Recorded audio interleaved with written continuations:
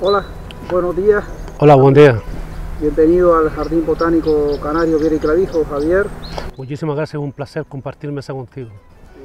Hoy, como seguimos con este proyecto de los saberes de las plantas canarias, con este proyecto concretamente de Biopes, de las plantas que pueden ayudar a curar otras plantas, evitar enfermedades, tenemos el lujo de contar con Javier Cabrera Reyes, agroagricultor, coautor del Vademecum de iniciación a la agricultura ecológica en Canarias.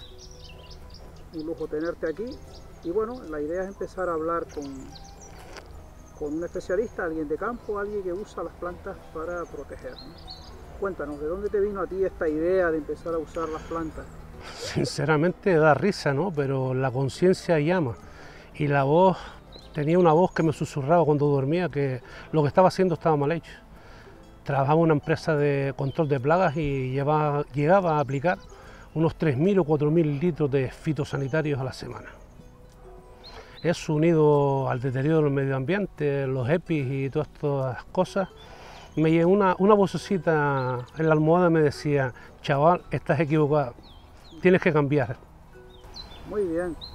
Tú antes me estabas comentando que una de tus plantas estrellas, por entrar de lleno, era el incienso pollino, la Artemisa canaria, ¿no? Cuéntanos un poquito tu experiencia, parece que la usas bastante. Sí, vamos a ver, la Artemisa, el incienso pollino, incienso moruno, para mí es mi planta predilecta. Yo sinceramente hay 4 plantas por ahí que forman parte del todo absoluto de la agricultura ecológica, pero yo creo que más tarde o más temprano los científicos, los agrónomos, pues cederán ante el potencial tan brutal que tiene esta planta. Sobre todo tenemos un endemismo canario que es muy potente. Vale, ahí tienes por ahí un sí. Extracto, ¿no? ¿Cómo la preparas, ¿no? Sí, bueno, vamos a ver, esto es un extracto que se preparó en enero. Todavía tiene bastante potencia, el olor que desprende lo puedes observar. Está oscuro porque se recolectó en un terreno probablemente en el que existía muchísima materia orgánica. Y mi forma predilecta, hay 4 formas de prepararlo, pero mi forma predilecta es la fermentación. La fermentación consiste en usar planta verde 100 gramos por litro de agua. Entonces cogemos, lo pesamos y por cada 100 gramos de planta fresca pues le añadimos 1 litro de agua. Es conveniente, sobre todo en invierno, en verano no tanto, usar levadura. Habría que coger, como he usado yo siempre, o yo lo recomiendo, en invierno cuando las temperaturas sean muy bajas, coger una pasta de levadura por cada 10 litros de agua, para ayudar a la fermentación, porque hay momentos en los que la temperatura son de 16, 17, 18 grados y no ayuda, no favorece. Aparte que eso hay que removerlo 3 veces al día, 3 veces al día, y en cuestión de 10, 12 días ya está preparado la Artemisa. Bien, una vez preparas tu fórmula mágica, ¿no? Sí. ¿Cómo la usas? Vamos a ver, todo eso depende de muchísimas cosas, ¿no? Depende de a qué plaga me voy a enfrentar, si es un mantenimiento, en fin, depende de muchos factores. Pero bueno, como mantenimiento hay que usar un 5 o un 10% del total. O sea, si tenemos una mochila de 15 litros, el 10% es 1,5 litros de preparado. El resto es agua, ¿no? Siempre uso esa dosis en torno a un 10. Es verdad que he usado dosis más fuertes, incluso un poquito menores, porque he usado a lo mejor la Artemisa para la serpeta, la cochinilla calanada, para cualquier tipo de ácaro siempre le añado un poquito de aceite, 1 centímetro cúbico por litro de agua, aparte del 10%, entre el 5 y el 10% y 1,5 centímetros de aceite, que puede ser aceite de ricino, aceite de cáñamo, cualquier aceite ecológica nos vendría muy bien, pero podemos usar cualquier aceite normal también. Entonces potencia mucho el... ¿Luego qué hace? ¿Fumigas, un pulverizador? Yo pulverizo por el aje y por el enveje, o sea, por la parte de arriba de la hoja y por la parte de abajo, porque un error que se comete mucho es coger y pulverizar todo el ancho. Siempre hay que estar dando vueltas en torno a un árbol o a un vegetal, desde distintos ángulos, para que no se quede ninguna zona sin aplicar. Entonces, dando vueltas, y hay que darle por la parte de arriba y la boquilla de la máquina, pasarla por debajo para que coja el haz y el envés. Vale, y más o menos los tratamientos que se hacen, a 15 días... Es que de eso depende también de la temperatura, ¿no? Porque es que si yo hago una aplicación hoy y a los 5 o 6 días entra un tiempo siroco de 3 o 4 días, tengo que repetir inmediatamente un tratamiento al oscurecer, porque probablemente la plaga se vuelva a reproducir. Hay un parón con el primer tratamiento, pero si hay un tiempo de siroco o hay incluso una baja de temperatura orbital, pueden haber 28 o 30 grados y después caer la relentada que decimos los canarios de noche y las plantas están bañadas en agua. Entonces sí hay que dar un tratamiento seguido, prácticamente seguido a las 48 horas. Vale, ¿tú has tenido experiencia si también sirve para temas de hongos, a lo mejor en la parra? La artemisa hablamos. La artemisa, si le das algún uso. Sí, yo sinceramente le doy más uso, tiene uso como insecticida, pero como fungicida contra los hongos tiene más uso. Es verdad que yo la he mezclado con la cola caballo, pero sola también es muy potente. Si la usamos como insecticida lo podemos llegar a utilizar hasta para la gallina. Y cuando la usas con la cola caballo, cuéntanos un poco cómo preparas la cola caballo, exactamente igual, también fermentada. Vamos a ver, la cola caballo es que es un poco complicado conseguirla porque aquí agua tenemos poca en Canarias, por desgracia. Encontramos algún naciente o alguien que la haya cultivado y la regamos a diario y la tenemos. Yo siempre hago lo mismo, en vez de 100 gramos de planta fresca por litro de agua. Una vez que tengo yo, por ejemplo, en la misma preparación en la artemisa, siempre comparto, si voy a usar un 10 o un 20%, un 10 de uno, un 10 de otro, siempre la mitad. Pero nunca sola, ninguna de las dos nunca sola porque una potencia muchísimo a la otra. Y sí. También cuando hace la cola caballo, ¿también la fermentas con levadura o no? Sí, también la fermento con levadura.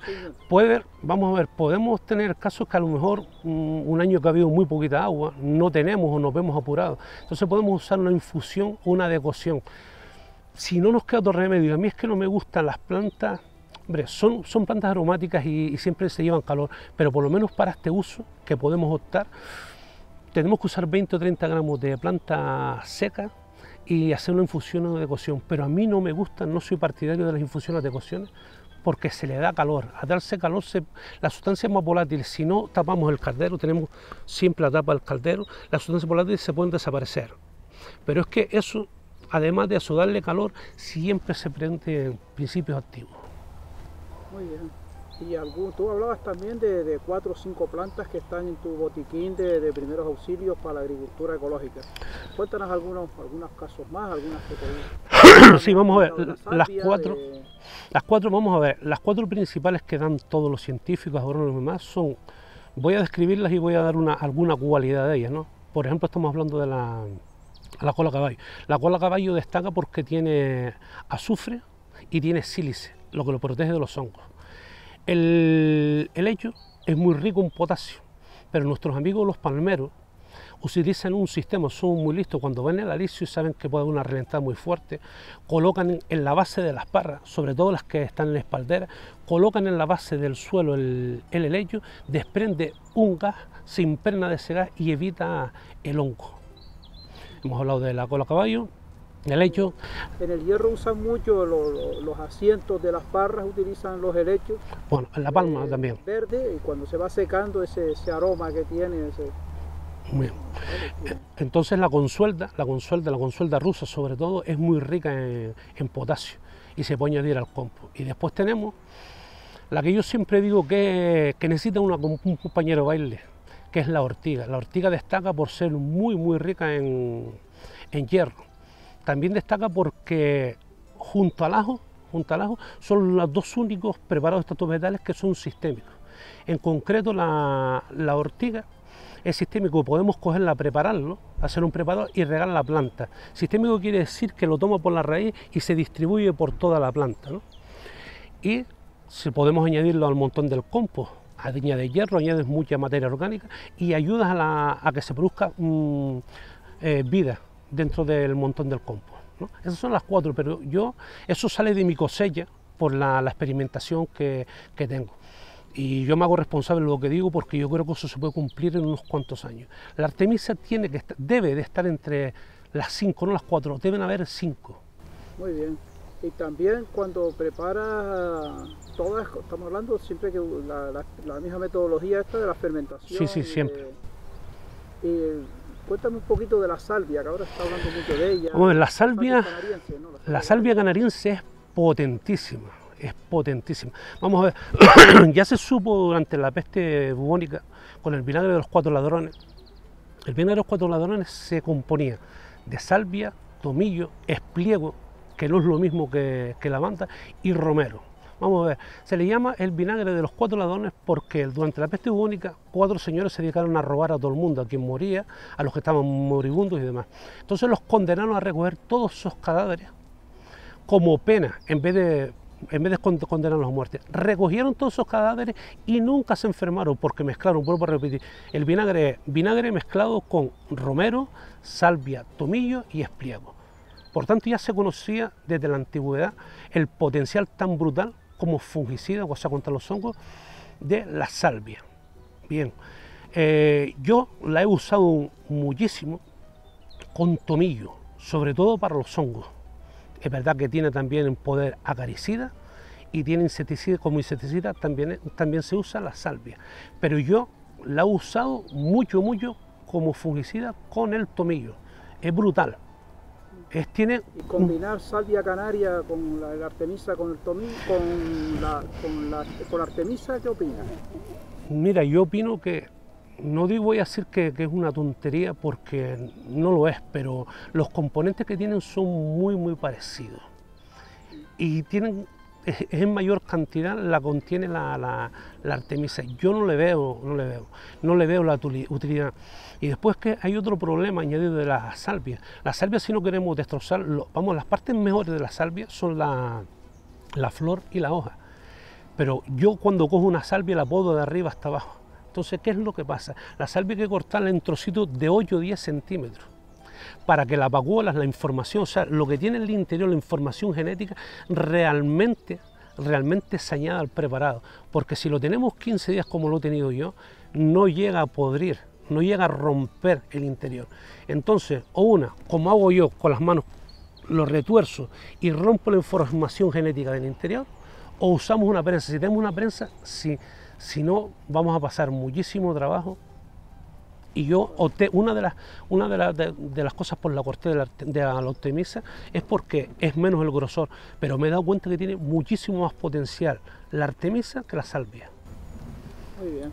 Mira, y para el tema de mejoras de suelo, alguna de ellas también, porque hay muchos insectos que tienen una fase de suelo, ¿no? Que ponen pues, las moscas que ponen larvas en los estiércoles, en la tal. ¿Tú recomiendas, por ejemplo, enriquecer los estiércoles con alguno de estos preparados? Sí, y con algunas hay que tener mucho cuidado. Por ejemplo, con la ortiga, como nombré anteriormente, se descompone muy pronto, tiene muchísima materia orgánica, tiene muchísimo nitrógeno y enriquece el montón del compost. La consuelda también, la consuelda rompe la fermentación muy deprisa y se añade potasio. Perdón, pero sin embargo la salvia, por eso decía que tenía componentes muy parecidos, la salvia y la Artemisa hay que tener cuidado, porque tienen compuestos, antiguamente se usaba mucho, nuestros abuelos usaban mucho la salvia en los estiércoles, pero tienen unos compuestos que ralentizan, o sea que paran la fermentación del estiércol. Entonces yo sí lo recomiendo, pero lo recomiendo en un montón de compost aparte, porque de otras cosas la salvia tiene muchísimo zinc, ¿vale? Entonces es corrector de suelo, pero la salvia y la Artemisa, el incienso moruno, la aconsejo, pero siempre en un montón aparte, no con el resto porque nos va a parar la fermentación. La verdad que estás comentando cosas tan interesantes, Javier. La verdad que es un lujo tenerte. Yo creo que hoy tenemos una píldora muy pequeñita, pero muy condensada de los saberes de nuestras plantas canarias. Un lujo tenerte con nosotros y seguro que iremos profundizando en alguna entrevista más. Y algún día incluso iremos a visitarte a tu pequeño laboratorio donde tienes los extractos que preparas y haremos algunos prácticos para que sirva de ayuda a nuestros futuros jóvenes agricultores que están buscando volver a la tierra, y tú eres un ejemplo de un hombre no muy mayor, joven, pero que has logrado acumular saberes preguntándole, ¿no? O sea, tú eres de los que cuando llegas a los sitios le preguntas a la gente, ¿no? Sí, sí, yo he aprendido mucho de los mayores.